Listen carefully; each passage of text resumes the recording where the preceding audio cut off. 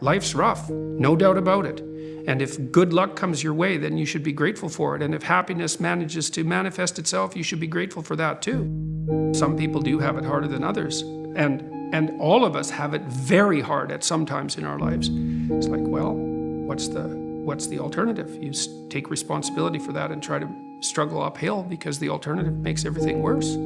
It's not like it's fair. I know perfectly well that people have brutal lives. I've been a psychotherapist for 20 years. I've seen things you can't imagine, horror shows that you can't fathom, and people who have been hurt in so many ways, so many dimensions.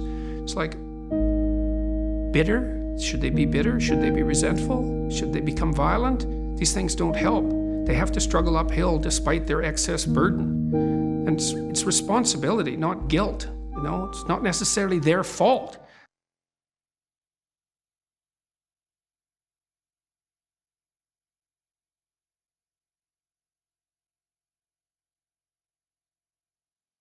You need a meaning to sustain you through suffering. And it is the case that you find that in responsibility. Well, and so it's good advice for anyone who's at work. You're resentful about this and that because people aren't pulling their weight. Pull it. See what happens. You'll become indispensable instantly. You'll know everything. And maybe that job won't be for you, or maybe that relationship won't be for you, but you'll take your hard acquired wisdom, go elsewhere and flourish there. So, this kid stopped me. I think I wrote about this in this book. Kid stopped me in a restaurant one day when I was walking in, and he said, and he had an undergraduate degree, and he was working as a waiter in a chain steak place. And he stopped me and he said, about 6 months ago, I was watching one of your lectures and I decided to stop being resentful about my job. And he was resentful because he had a university degree and he's working as a waiter. Look, I don't have anything against waiters. It's like a waiter can make your evening, hooray. He said, well, I decided I'd start trying at my job, like really trying as if it was worthwhile. He said he got 3 promotions in 6 months, like he's just rocketing up the power hierarchy. Well, it's not power, it's competence if it's well run. And places are full of opportunity. We're built to contend with the world. We're built to contend with reality. You want a challenge, and the best way that you can take on a challenge, because a challenge fortifies you. So you don't want to be secure, you want to be strong. And you get strong by taking on optimal challenges. And so you lay out your destiny in the world, and you take the slings and arrows of fate. And you make yourself stronger while you're doing so. And you might fail, and fortune might do you in, but it's your best bet.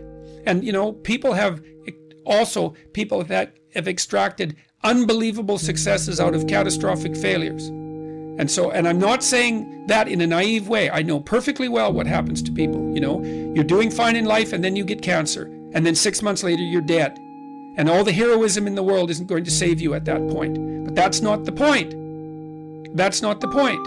Life is bounded by mortality, but that doesn't mean that you don't get out there and contend, and you develop by contending, and you minimize the net amount of suffering in the world. And that's something, man. That's something to do. So it beats laying in your basement and getting bitter and then doing the terrible things that bitter people do. So you can't ensure that the meaning you experience is self-determined, but you can play your role to the best of your ability. And that will be good enough. Most people find the meaning that sustains them through the vicissitudes of life, not in happiness, but in responsibility. And that would bring everyone to a halt. It would always make the whole theater silent. It's like, oh, I never thought of that connection.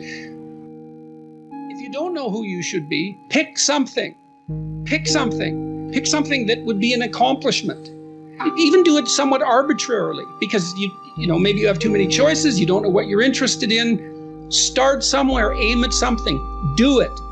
Maybe it's a 6-month certificate at something. Maybe it's an online course. Whatever. Pick something. Work hard at it. See what happens. What'll happen is, well, you'll get more disciplined as a consequence of the work, and so that'll make you a somewhat different person. But also, as you work on it, you'll figure out in more detail why it's for you or why it's not. And then when you make the next decision, you'll be more informed. That's how a self-correcting cybernetic system works, essentially. You establish an aim and you move towards it. As you move towards it, you gather information. That may shift your aim, but you have to move towards the aim. If you concentrate solely on your career, you can get a long way in your career. And I would say that that's a strategy that a minority of men preferentially do. That's all they do. They work like 70, 80 hours a week. They go flat out on their career.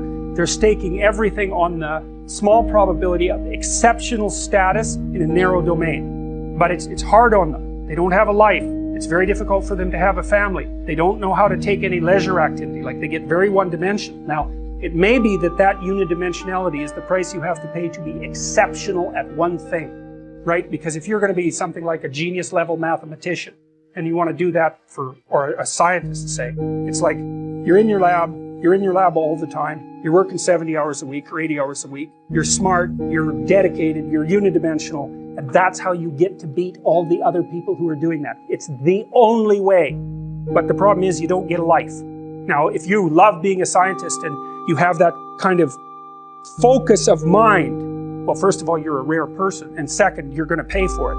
But fine, more power to you. But it's a risky business to do that. You sacrifice a lot for it. If you're speaking about having a healthy life, that isn't what you do. You spread yourself out more. So, you have a family, you have some things that you do outside of work that are meaningful to you and useful. You have a network of friends. Those 3 things alone, or 4 things alone, are plenty to keep you well oriented. And then if one of those things collapses, everything doesn't go. Now, the price you pay for that is the more you strive to optimize that balance, the less likely you are to be fantastically successful at any single one of them. But you might have a very, if you consider your life as a whole, that might be a winning strategy. The wholeness idea is more like, well, I want one thing in my life to be 150%, or I want 5 things in my life to be 80%. Well, there's a lot more richness in a life where you have 5 things operating at 80%, but you're not operating at any of them at 150%. Because you're competing with other people. They're smart, they're hardworking, and if you want to be at the top, you have to be smarter and work harder than any of them. And working hard means working long hours. It also means working diligently, but in the final analysis, it's also an additive issue. If I'm smart and hardworking and I can crank out for 70 hours a week, and you do it for 30, it's like, in 2 years, I'm so far ahead of you, you will never, ever catch up. Life is suffering.